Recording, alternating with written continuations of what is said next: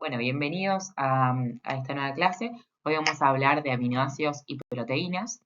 Vamos a hablar específicamente de los aminoácidos, que son aquellas unidades que componen a las proteínas. Bueno, acá tenemos la estructura de un aminoácido. Para esto vamos a necesitar recordar un poco lo que estuvimos viendo en la clase pasada respecto a los grupos funcionales de los compuestos orgánicos. A la izquierda, a ver si tengo el puntero por acá. A la izquierda tenemos el grupo amino o NH3 y a la derecha tenemos un grupo ácido. Es decir, los aminoácidos son compuestos que tienen un carbono central al cual hay unidos un grupo amino, un grupo ácido, un hidrógeno y R, que como ya sabemos es el resto de la cadena. Es decir, todos los aminoácidos están constituidos por un carbono que tiene unido un grupo amino, un grupo ácido y una cadena diferente cada uno. Lo que diferencia a un aminoácido de otro es esta cadena. Vamos a poder clasificar a los aminoácidos según su polaridad, es decir, si existe una densidad de carga positiva y negativa dentro de la molécula. Vamos a poder clasificarlos según las características del grupo R, es decir, si ese R, por ejemplo, es un alcano, un alqueno, un alquino, un alcohol, un compuesto aromático, ¿bien? Y también podemos clasificarlos según su acidez o basicidad. Hay algunos que son más ácidos y otros que son más básicos o que son menos ácidos, ¿bien? Bueno, acá es lo que les marcaba recién. Acá tenemos el grupo amino, el grupo ácido y el resto de la cadena. Bien, vamos a empezar con algunos aminoácidos. Acá en la pantalla tenemos aminoácidos no polares con grupos R alifáticos. ¿Qué quiere decir todo esto? Bueno, que cada uno de estos aminoácidos que son diferentes entre sí, como ya vemos, tienen un grupo amino y un grupo ácido. Un grupo amino, un grupo ácido. Cada uno tiene un grupo amino y un grupo ácido, por eso son aminoácidos. Son no polares, ¿eso qué quiere decir? Que no tiene un polo positivo y un polo negativo. Y que tienen un grupo R alifático. Alifático significa que no son aromáticos. Es decir, lo que está marcado en rosa es la R, es el resto de la cadena, por eso le decimos R. El resto de la cadena, que no es un grupo amino o un grupo ácido, en este caso, por ejemplo, es un CH3, en este caso es solo un hidrógeno, en este caso son tres carbonos, en este caso también son tres carbonos pero dispuestos diferentes, en este caso son cuatro carbonos, ¿bien? Estas cadenas, estos restos de cadena, no son aromáticos, por eso son alifáticos. Entre ellos tenemos el aminoácido más chiquito y sencillo que se llama glicina. Acá tenemos la alanina, la prolina, la valina, la leucina, la isoleucina y la metionina. Acá, como vemos, la metionina no solo tiene una cadena carbonada, sino que en el medio tiene un azufre. Están escritos así porque están escritos en inglés, pero bueno, yo ahora les estoy diciendo los nombres. Bien, acá tenemos aminoácidos con el grupo R o con el resto de la cadena aromático. Es decir, acá tenemos esto de acá, tiene ese compuesto que habíamos hablado que era el benceno. Fíjense que son compuestos aromáticos. Acá tenemos a la fenilalanina, la tirosina y el triptofano. Bien, seguro que les suena la fenilalanina por la enfermedad que se llama fenilcetonuria, que es una enfermedad congénita, hereditaria, no es muy frecuente y consiste en que este aminoácido se acumula en el cuerpo porque no tiene una enzima que lo degrada, entonces se acumula y produce alteraciones en el sistema nervioso central. Por eso cuando los bebés nacen, le hacen una prueba para ver si tiene esta patología para poder tratarlo. Bien, acá tenemos otros aminoácidos que son algunos que tienen carga positiva y otros que tienen carga negativa. Tenemos acá la lisina, la arginina y la histidina. Los tres tienen grupo amino, fíjense, NH3, NH2, NH. Son grupos aminos, por eso tienen carga positiva. Son tres aminoácidos distintos que están cargados generalmente positivamente. Y tenemos acá aquellos aminoácidos que suelen tener carga negativa, como son el aspartato y el glutamato, que son dos compuestos o dos aminoácidos cuyo resto de la cadena tiene un grupo ácido, ¿bien? Y por lo tanto tienen carga negativa. Bien, acá tenemos otros aminoácidos que son aminoácidos polares, pero que el grupo R, es decir, este resto de la cadena que está marcado en rosita, no tiene carga. Acá entre ellos encontramos a la serina, que fíjense que no tienen carga, pero se dicen polares porque tiene un polo positivo y un polo negativo, que se los da este grupo OH que está acá, que es el alcohol, el grupo alcohol, ¿no? El grupo hidroxilo. Entonces fíjense que la serina tiene, además de un grupo amino y un grupo ácido, tiene un grupo OH. Acá tenemos la treonina, que también tiene un grupo OH, la cisteína, que tiene un grupo SH, que llamamos sulfidrilo, la asparagina, que tiene un grupo amida, lo mismo para la glutamina, ¿bien? Que no es lo mismo que el glutámico, que era lo que vimos recién. Acá les puse un ejemplo, el ejemplo de la cisteína. La cisteína forma cistina cuando el SH de una cisteína se une con la otra a través de lo que llamamos un enlace entre azufre y azufre, que se llama puente disulfuro. Es decir, se une un azufre con el otro azufre. Este puente disulfuro en realidad la cisteína es uno de los principales aminoácidos del pelo y es lo que habitualmente hace esta unión entre azufre y azufre, este puente disulfuro, es el que le da la estructura al cabello. Entonces, por eso vemos que algunas personas tienen cabellos más ondulados que otras. Es decir, aquellos que tienen ondulado no tienen estos puentes disulfuros ordenados o no los tienen, mientras los que tienen puentes disulfuro ordenados, podemos decir, o formados, son aquellos pelos lacios, ¿no? Entonces, la manera de pasar de un rulo a un lacio es como lo transformamos, seguro que muchas chicas lo saben, con calor, con una plancha que me dé calor, y esto hace que se formen estos puentes disulfuros. Bueno, esto es una nota de color para que lo sepan. Bien, bueno, acá tenemos todos los aminoácidos que acabamos de observar o de estudiar. Son 20 los aminoácidos que componen todos, vamos a decir todo el universo, los principales son 20. Acá tienen el nombre del aminoácido y los aminoácidos tienen lo que se llama una nomenclatura oficial, es decir, una manera de escribirlos. La alanina, por ejemplo, es ALA, la arginina es ARG. Es decir, para cada uno de los aminoácidos hay lo que se llama una abreviatura de 3 letras. Esta abreviatura de 3 letras también se puede traducir en una abreviatura de una letra, pero bueno, nada. Lo que está marcado en rojo son los 9 aminoácidos esenciales, es decir, aminoácidos que el cuerpo no los puede sintetizar y los que necesitamos incorporarlos. Bien, sí o sí, porque son esenciales para nuestra vida. Bien. Entonces, bueno, acá les muestro cuáles son los aminoácidos, los 20 aminoácidos que componen todas las proteínas del universo y cuáles son los esenciales para el ser humano.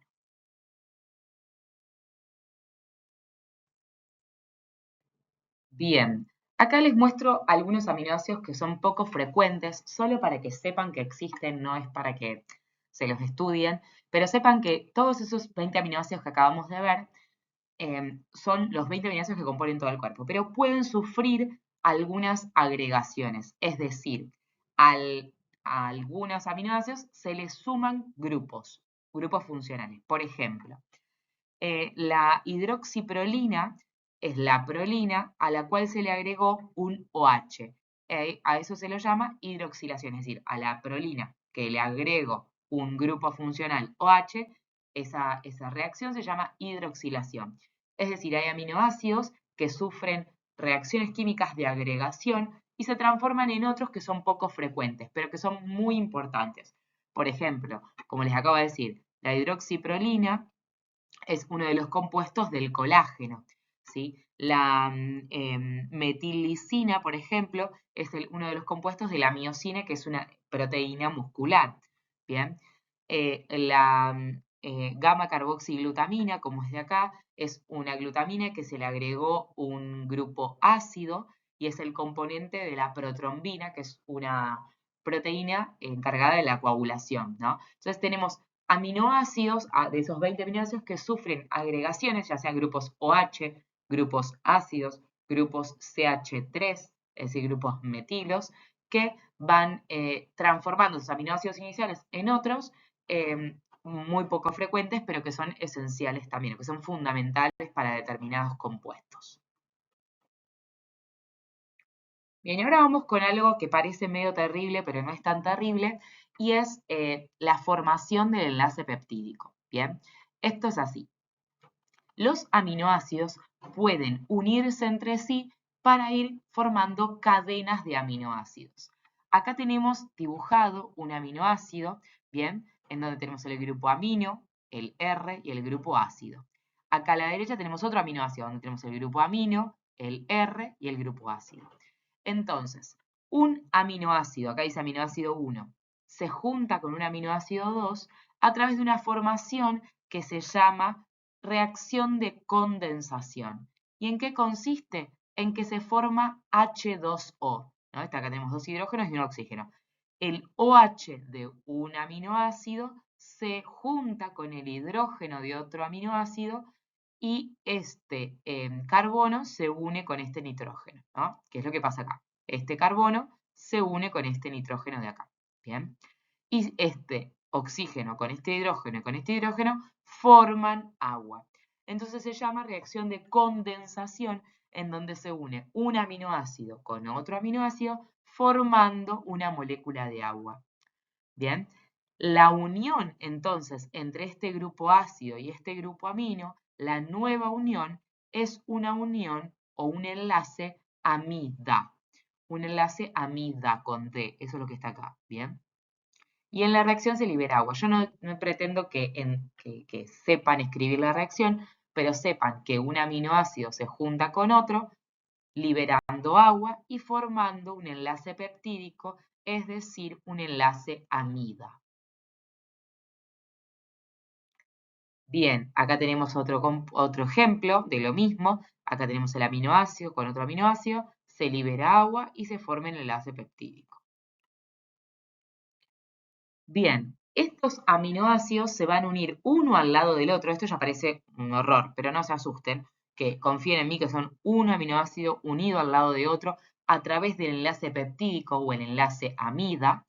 Bien, fíjense que acá tenemos como el nombre del aminoácido. La tirosina que se une a otra glicina, que se une a otra glicina, que se une a una fenilalanina, que se une a una leucina, y van formando lo que se llama una cadena de aminoácidos. Bien, dependiendo cuántos aminoácidos tenga esa cadena, le vamos a poner nombre a esa cadena. Entonces, si el número de aminoácidos es poquito, a eso lo vamos a llamar, o es pequeño, lo vamos a llamar péptido.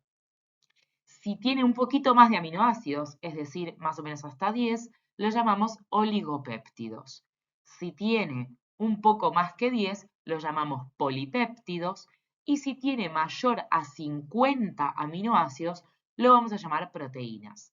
Entonces, acabamos de decir que es una proteína. Una proteína es la unión de al menos 50 aminoácidos en cadena, ¿no? Consecutivos, al menos 50 aminoácidos a través de una unión amida o un enlace peptídico. Es lo mismo decir unión amida o enlace peptídico. Bien, acá no quiero que vean esto, sino que vean que en general lo vamos a dibujar como se llama perlas de collar, ¿no? Como pelotitas unidas uno al lado de la otra, ¿bien? Cada pelotita es un aminoácido diferente. Es decir, lo que teníamos anteriormente eran un aminoácido al lado del otro que tienen nombre, por ejemplo, fenilalanina, glutamato, no sé, valina, ¿no? Son todas cadenas de aminoácidos que pueden ser iguales o no, entre sí, se unen y forman una cadena de aminoácidos, en forma, en principio, de collar de perlas. Bueno, y antes de avanzar un poquito más sobre las proteínas, vamos a ver qué función tienen, es decir, en el cuerpo, qué función cumplen. Bueno, y ahora les voy a mostrar algunos ejemplos, ¿sí? acá tenemos algunos ejemplos, de hecho es lo que está representado acá arriba.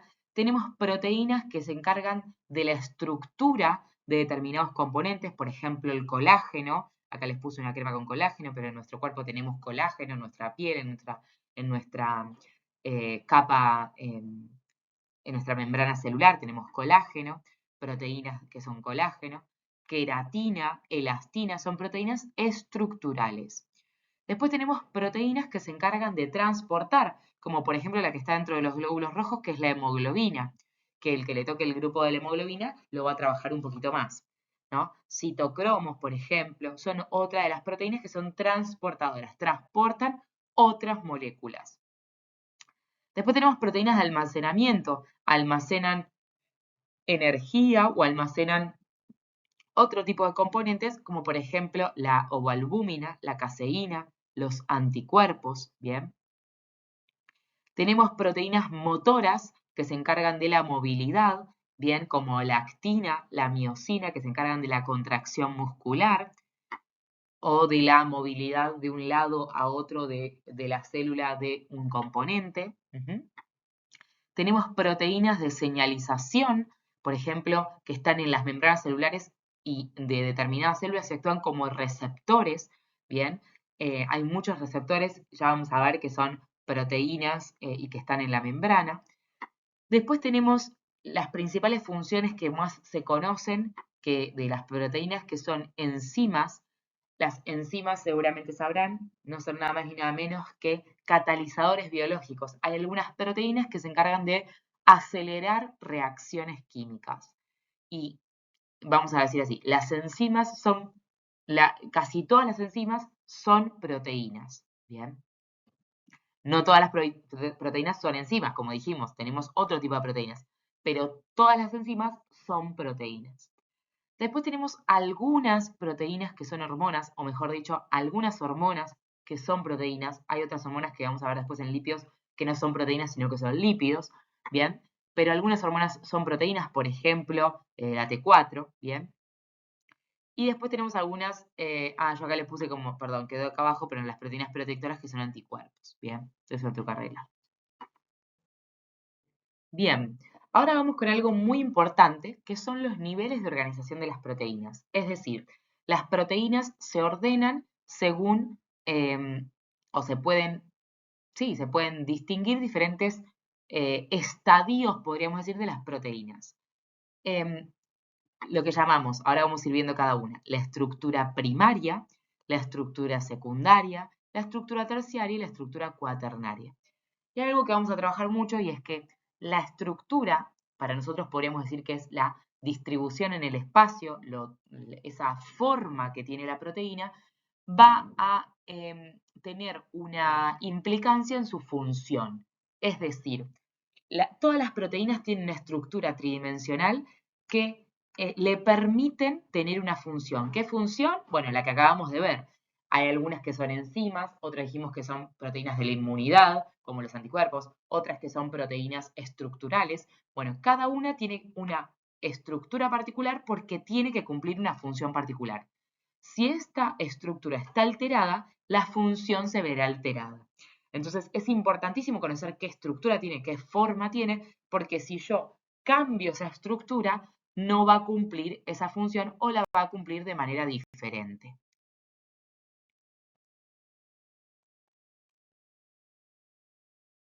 Entonces, lo que tenemos acá son exactamente lo que dijimos recién.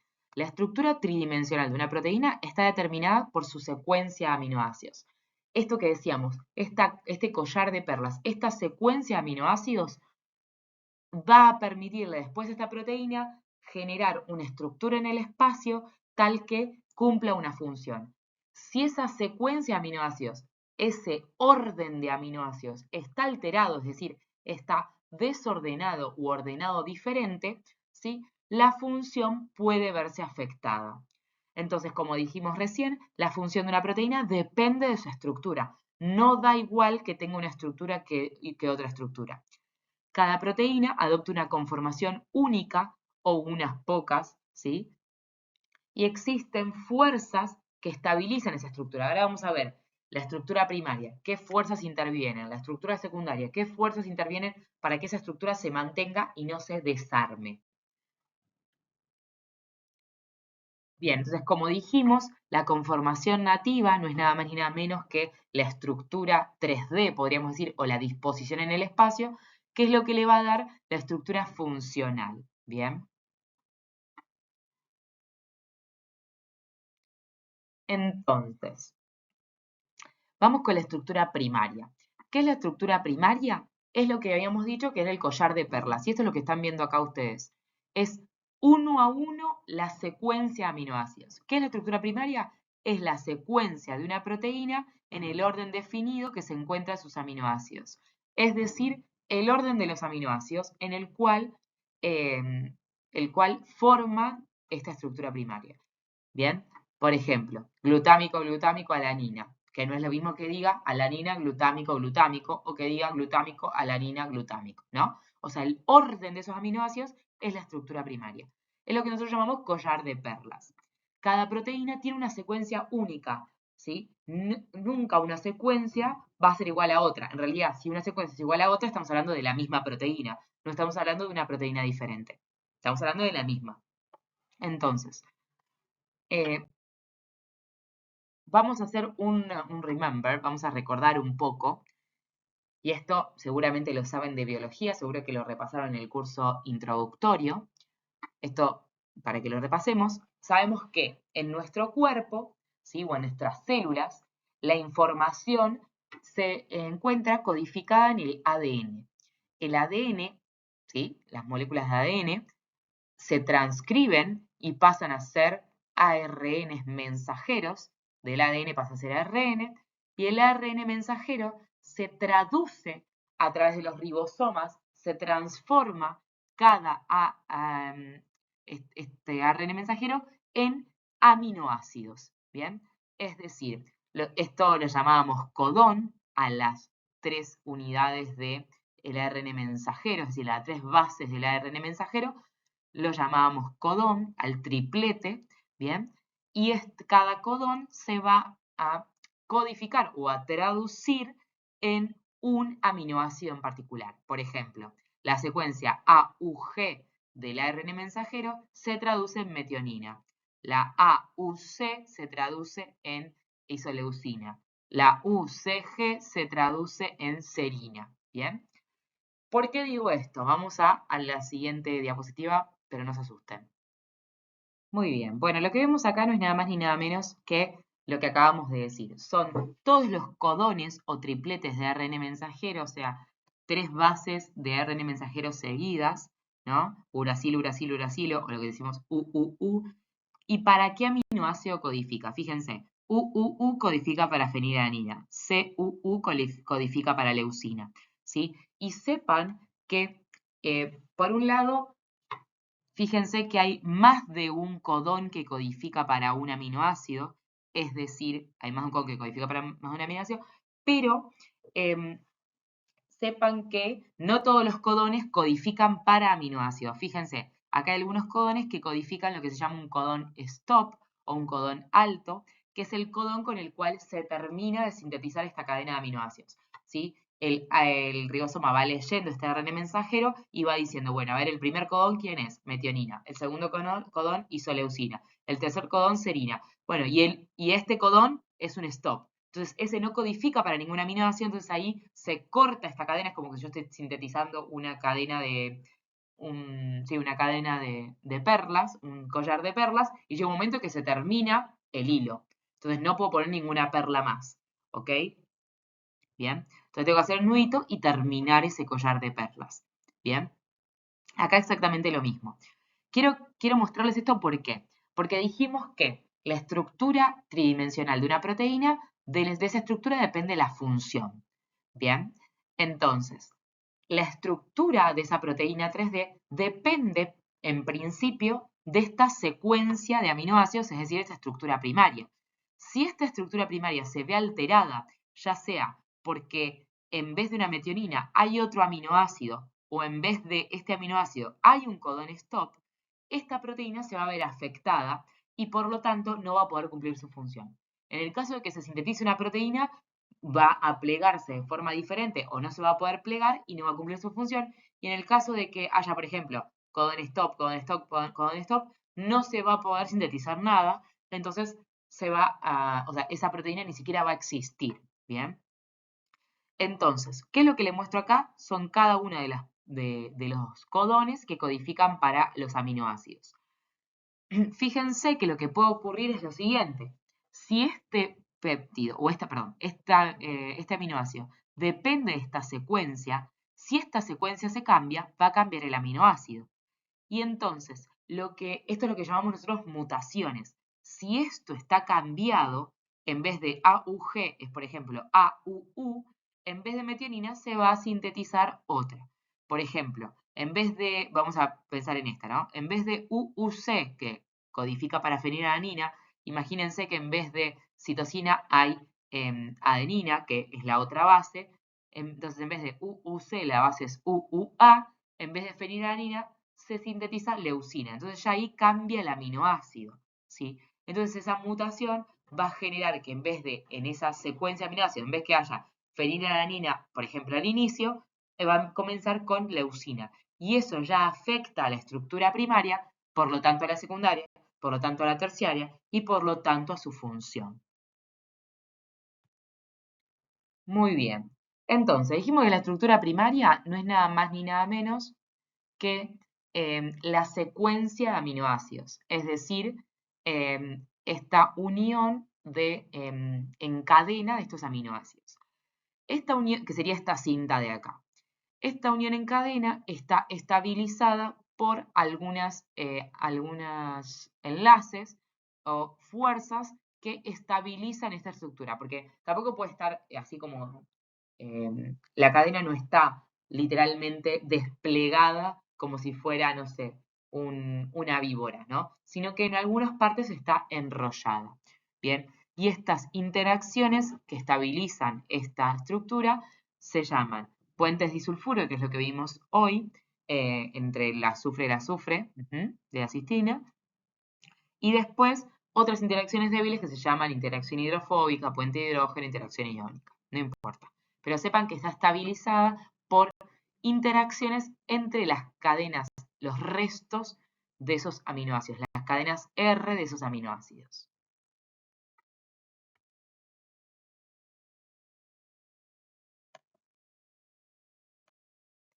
Bien, esto es importante para que lo tengan en cuenta, pero nada, un dato de color, que los aminoácidos que no les gusta el agua, es decir, los que se llaman hidrofóbicos, los aminoácidos hidrofóbicos van a estar hacia adentro de la proteína y los que les gusta el agua van a estar hacia afuera de las proteínas porque van a estar en contacto con un medio acuoso. Entonces, en general, lo hidrofóbico tiende a estar adentro y lo hidrofílico, se llama lo que le gusta el agua, tiende a estar afuera.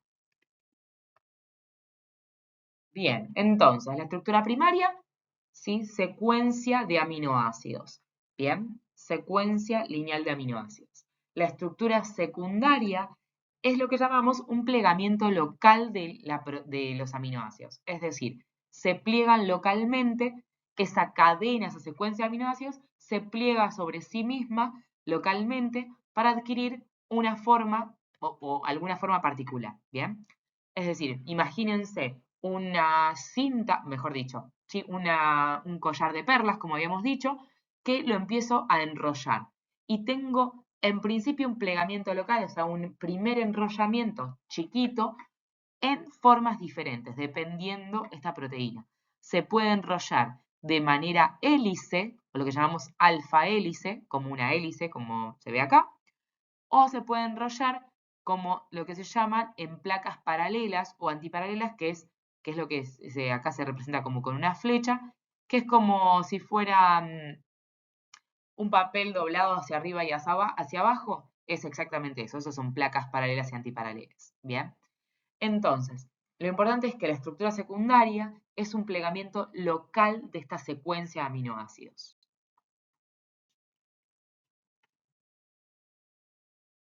Bien, la estructura primaria, entonces dijimos secuencia lineal de aminoácidos con un collar de perlas. La estructura, que es lo que está acá. La estructura secundaria sería ya cuando empieza a plegarse sobre sí misma un plegamiento local, ya sea en alfa hélice o en hoja plegada beta.